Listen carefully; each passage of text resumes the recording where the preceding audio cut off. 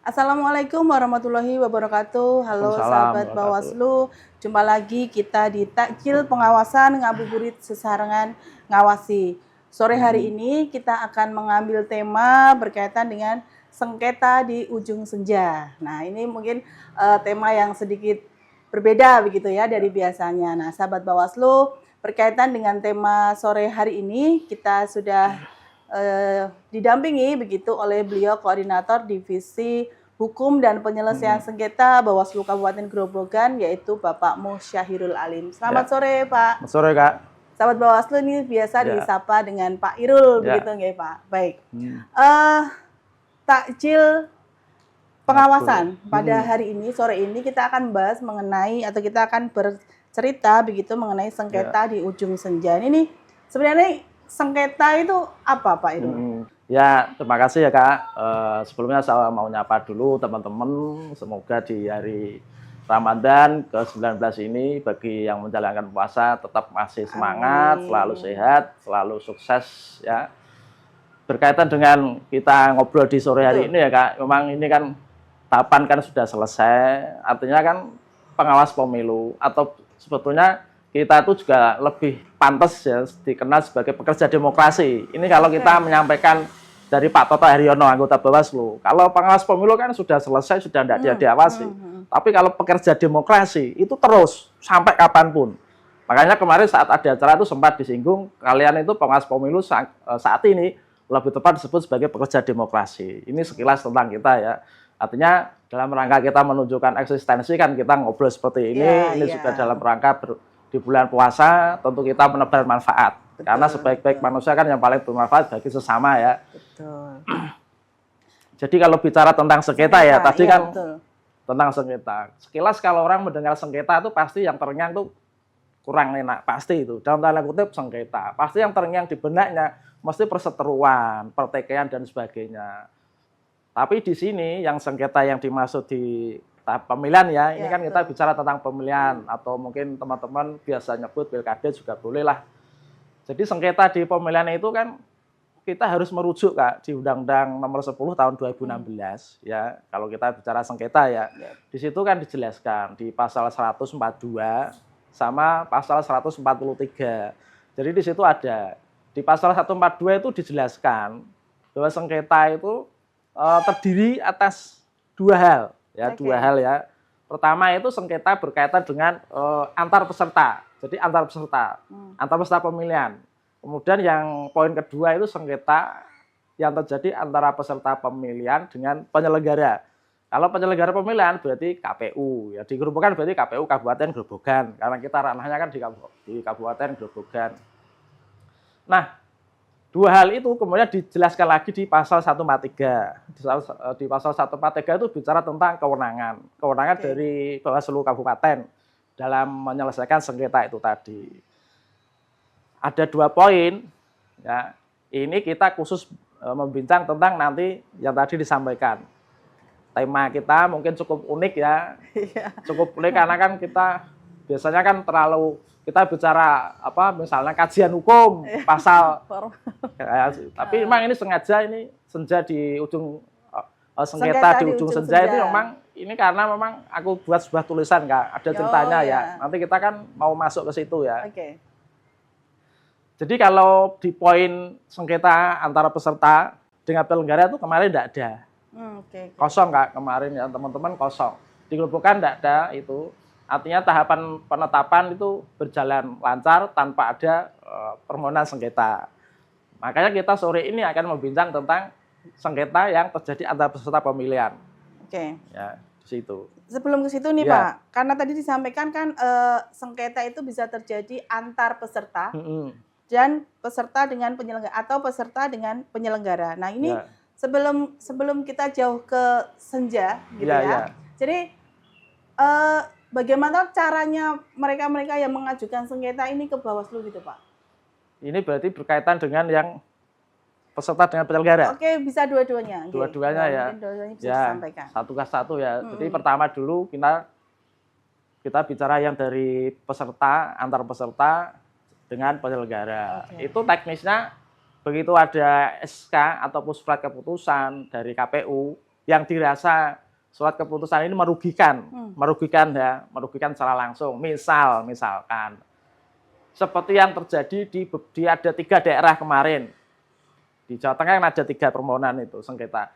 Jadi mereka dinyatakan tidak dapat diterima pendaftarannya sebagai calon itu, muncul sebuah surat keputusan. Makanya surat keputusannya menjadi objek sengketa. Sengketa kemudian dibawa ke Bawaslu. Mereka mengajukan permohonan penyelesaian sengketa. Biasa dikenal itu dengan PSPP ya. PSPP itu yang itu. Di situ dia mengajukan permohonan sengketa, ya karena kita lah yang berwenang. Hanya Bawaslu, Kak. Ini betul-betul luar biasa. Tidak bisa, mau kemanapun tidak bisa. Itu memang ruangnya harus di Bawaslu.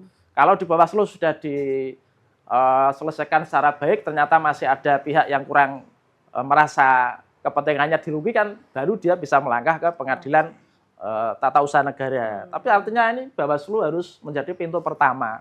Ini kita bicara Bawaslu, tapi Bawaslu kabupaten ya. Karena kan kita lingkupnya di kabupaten. Kalau Bawaslu RI tidak ada. Karena kan bukan pemilu. Kalau pemilu ya berarti ada di sana situ.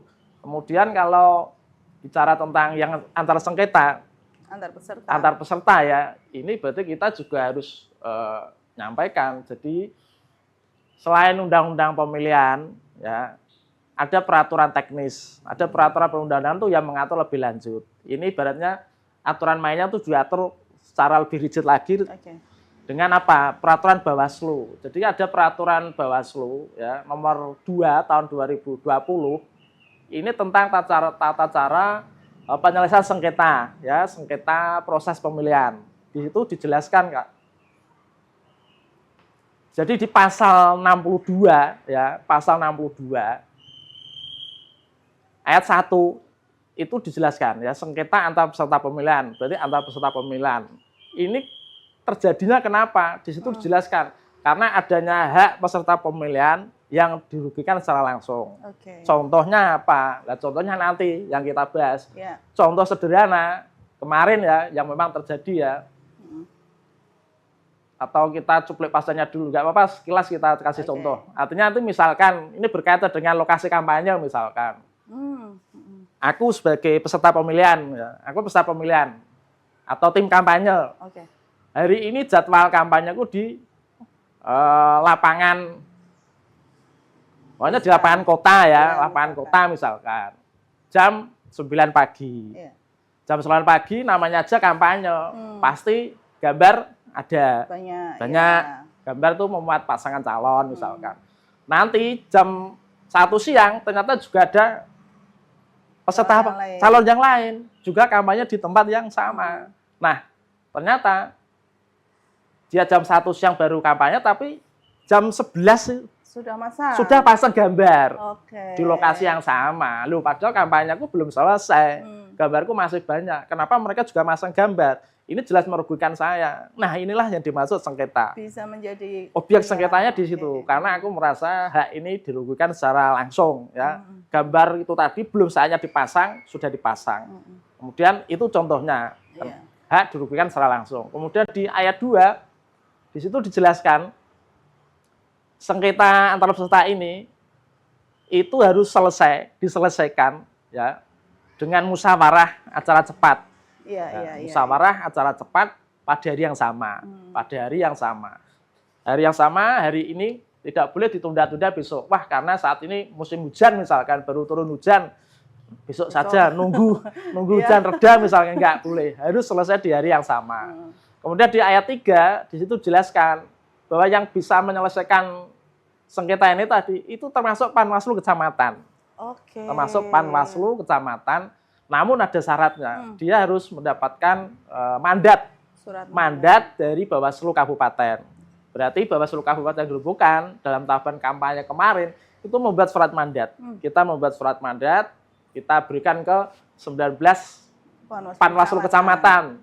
Kita berikan agar mereka menyelesaikan. Karena biasanya terjadinya kan juga di tempat mereka, lebih dekat dengan area peristiwa ya, seperti itu. Baik, tadi disampaikan bahwa Bawaslu itu memiliki kewenangan untuk menyelesaikan sengketa tadi, Pak. Nah, kemudian nih tadi juga disinggung sedikit berkaitan dengan musyawarah. Nah, kalau ini dikorelasikan dalam ajaran Islam begitu ataupun nilai-nilai keislaman gitu. apakah ini cukup relevan Pak dengan apa yang dilakukan Bawaslu ketika melakukan penyelesaian sengketa proses ini, atau mungkin bisa disampaikan sebenarnya itu alurnya tuh Ya. apa dulu ke mana gitu Pak? Ya, saya kira ini pertanyaan yang bagus sekali ya Kak. Tapi nanti sebelum sampai ke situ, aku mau cerita lagi. Jadi berkaitan dengan sengketa antar peserta pemilihan tadi, itu biasa disebut PSAP. Ya. Biasa disebut PSAP. Kita nyebutnya PSAP. Jadi berkaitan dengan PSAP itu dalam tahapan kampanye kemarin di Kabupaten Grobogan itu ada 2 peristiwa sengketa. Oh, iya. Ya, ada 2 sengketa. Itu kita boleh sebutkan namanya apa? Sebutkan nggak apa-apa ya? Kan betul. Karena sudah ya, ya, dan betul. itu juga kita tulis di buku nanti. Iya. Jadi di Kecamatan Godong itu ada, kemudian di Kecamatan Tanggungarjo. Ya, 2 kecamatan dua itu kecamatan, berarti, ya. kebetulan di wilayah barat Kabupaten Grobogan. Itu juga berkaitan dengan spanduk baliho yang memuat foto pasangan calon lah. Di Godong sama, kemudian di Tanggungarjo. Nah, ini yang kita mau lebih bincangkan yang di Tanggungarjo. Kenapa lebih tak pilih di Tanggungarjo? Bukan karena Godong nggak penting, sama-sama penting. Karena Panwaslu Kecamatan itu sudah berhasil menyelesaikan semua. Sudah berhasil menyelesaikan dengan mekanisme yang sudah dijelaskan di Perbawaslu, di petunjuk teknis juga sudah selesai, sudah secara profesional. Khusus yang di Kecamatan Tanggungarjo, ini kan memang sengaja kita tulis, ya kita tulis karena ini program dari Bawaslu Provinsi Jawa Tengah. Program selama ini tadi pekerja demokrasi. Begitu pemilu selesai, enggak cuma kita duduk manis, enggak. Ya, kita terus sebagai pekerja demokrasi selalu menghidupkan nilai-nilai demokrasi. Salah satunya melalui literasi. Melalui literasi kita membuat buku di Jawa Tengah ini 19 kayaknya. Jadi bukan semua, khusus yang ada peristiwa sengketa. Ya, khusus ada peristiwa sengketa. Kemudian aku ambil yang kasus di Tanggungarjo. Kebetulan itu juga sore ya, makanya tak tulis ini tadi menjadi tema kita, sengketa di ujung senja. Jadi saat itu Panwaslu Kecamatan berdasarkan surat mandat, dia memang menyelesaikan permasalahan yang terjadi di lapangan dengan melalui apa? Musyawarah. Musyawarah acara cepat. Kenapa harus cepat? Ya itu tadi, karena harus selesai di hari itu juga. Jadi sudah selesai melalui musyawarah. Tujuannya apa tuh musyawarah? Tujuannya kan mencapai kesepakatan antara pihak 1, pihak 2 ini sama-sama dipertemukan. Duduk permasalahannya apa? Dirembuk bareng melalui musyawarah. Akhirnya mereka sepakat. Gambar salah satu yang menutupi ini digeser Kak. Karena asal mualanya kan ini umbul-umbul itu ya, umbul-umbul itu nutupi spanduk gini loh pemasangannya. Jadi ada umbul-umbul di depan, spanduknya kebetulan di belakang. Itu nutupi sebagian, meskipun hanya tertutup sebagian, tapi dia merasa dirugikan. Makanya dia mempunyai tadi, dia merasa ingin mencari keadilan lah di Bawaslu, di Panwaslu Kecamatan. Kemudian diselesaikan melalui musyawarah dan endingnya juga sepakat. Kemudian umbul-umbul itu sudah digeser. Nah, ini tadi berkaitan dengan tadi yang disampaikan. Sebetulnya kalau korelasi musyawarah ini dengan nilai-nilai ajaran Islam bagaimana? Ya saya kira ini tepat sekali ya. Ini kan juga nuansa Ramadan ya. Artinya kan kita ini berbincang ini juga kita ada benang merahnya dengan nuansa Ramadan. Jadi berkaitan musyawarah ini tentu sangat selaras sekali Kak. Sangat selaras. Jadi ini sangat senada dengan ajaran Islam. Kita kalau coba melihat kata musyawarah ini berasal dari bahasa Arab juga sebetulnya. Ya, sawaro artinya tuh mufakat. Dan berkaitan dengan ini, musyawarah ini betul-betul diterapkan oleh Rasulullah di zaman Rasulullah. Jadi beliau selalu mengedepankan musyawarah. Berkaitan dengan urusan dunia itu beliau tidak pernah langsung menentukan ini enggak. Tapi semua diselesaikan. Ada pertikaian di antara sahabat, di antara semua yang ada di sekitar Rasulullah itu juga diselesaikan melalui musyawarah. Karena memang endingnya musyawarah itu kan itu tadi ya, kita duduk bareng mencari rembukan. Kita rembukan kesepakatan, kita cari kesepakatan atas persoalan yang terjadi. Nah, jadi kalau kita bicara itu ini juga ada juga yang mengatur tentang itu ya. Jadi ini kebetulan ini tak tulis ini saya sampaikan ke teman-teman. Jadi berkaitan dengan musyawarah itu sendiri di surat Ali Imran ya, surat Ali Imran ayat 159 di situ juga dijelaskan ya. Kita bacakan artinya ya. Maka disebabkan rahmat dari Allah, kamu berlaku lemah lembut terhadap mereka. Sekiranya kamu bersikap keras lagi berhati kasar, tentulah mereka menjauhkan diri dari sekelilingmu.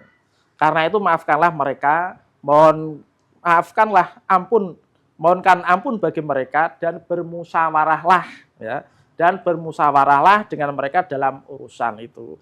Kemudian apabila kamu telah membulatkan tekad, maka bertakwalah kepada Allah. Sesungguhnya Allah menyukai orang-orang yang bertawakal. Oke. Di situ Jadi kan. memang ada korelasi ya Pak. Jadi antara musyawarah dengan apa yang dilakukan oleh Bawaslu dalam hal ini Panwascam ketika menyelesaikan sengketa. Jadi sifat-sifat lemah lembut, Ya. kemudian mufakat, saling memaafkan itu, dan memang pada akhirnya ujungnya juga terselesaikan dengan baik. Ya. Nah, kira-kira seperti itu.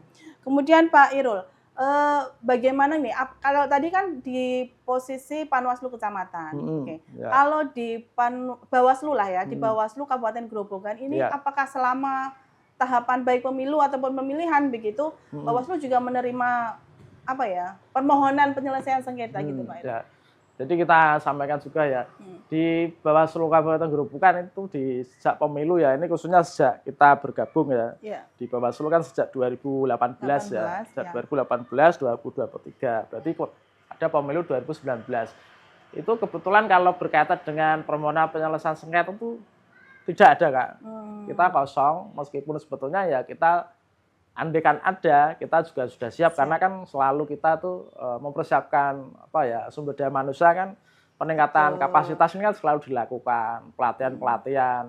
Karena mekanismenya sama ya. Jadi yang melalui musyawarah ini tidaknya di tingkat kecamatan Kak. Tidaknya tingkat kecamatan. Alurnya sama. Hanya apa ya? Jumlah hari penyelesaiannya itu karena musyawarah itu kan cepat ya. Saat itu ya, saat itu juga. Kalau di tingkat kabupaten itu kan 12 hari, tapi mekanisme sama sebetulnya. Artinya kalau di tingkat kabupaten di 2019 itu memang tidak ada. Kebetulan di 2024 tidak ada lagi. Mekanismenya sama. Jadi kalau di pemilu itu namanya apa? Mediasi. Mediasi, hanya beda nama. Prinsipnya sama. Prinsipnya sama. Mediasi pun juga mempertemukan dua belah pihak dalam waktu paling lama 2 hari. Paling lama 2 hari. Dia tujuannya endingnya juga mencapai kesepakatan. Kalau seandainya tidak terjadi kesepakatan, dia lanjut ke adjudikasi atau sidang secara terbuka melalui pembuktian ya. Karena Bawaslu kan harus membuat putusan nanti Pak. Kalau di pilkada yang sengketa yang kita, yang proses kita, peserta dengan penyelenggara, itu mekanismenya juga suka sama. Cuman kalau pilkada namanya musyawarah tertutup. Musyawarah tertutup. Tadi kalau di pemilu namanya mediasi. Kalau di pilkada musyawarah tertutup. Nanti lanjut musyawarah terbuka. Sama Kak. Tetap tujuan utamanya kita sepakat. Karena itu tadi sengketa itu sekilas kita dengar memang kurang enak, ya, tapi kita tetap berusaha memediasi mereka semua. Supaya titik temunya ketemu. Ujungnya untuk bermufakat begitu ya, penyelesaiannya jauh lebih baik. Betul.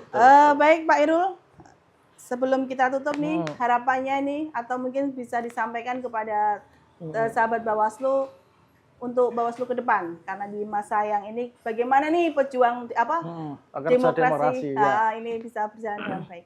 Ya, tentu kita tetap berharap ya, artinya selama pemilu tahapan ini selesai, pilkada selesai, ini menurut saya, menurut kita ya, harusnya ini justru menjadi ruang yang sangat tepat, bagi kita untuk refleksi diri apa kekurangan kita kemarin, berarti kita harus mengupayakan lebih baik lagi.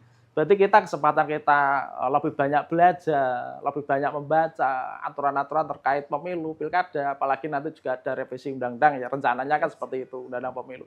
Ini tentu menjadi tantangan kita bersama. Intinya satu hal, berarti kita harus selalu meningkatkan kapasitas, meningkatkan sumber daya manusia kita sebagai seorang pengawas pemilu ataupun sebagai pekerja demokrasi. Seperti itu Kak. Baik, terima kasih sekali lagi Pak Irul, terima kasih insight-nya, terima kasih kita membincang meskipun sebentar begitu berkaitan dengan musyawarah dan tentunya harapan kita semua takjil Ramadan ini Ya. bermanfaat Ya. begitu nggih Pak Irul. Sukses untuk bukunya. Amin. Ya, Nanti kita ya. bedah buku lagi begitu Ya, Pak di nanti program kalau yang sudah lain. jadi itu yang nyatakan provinsi, Oke, kita siap. J. menulis nanti Ya. insya Allah ada kesempatan itu. Oke, terima Ya. kasih sekali lagi sahabat Bawaslu. Terima kasih atas perhatiannya. Terima kasih telah mengikuti kami dan mohon maaf jika terdapat kesalahan. Assalamualaikum warahmatullahi wabarakatuh. Waalaikumsalam.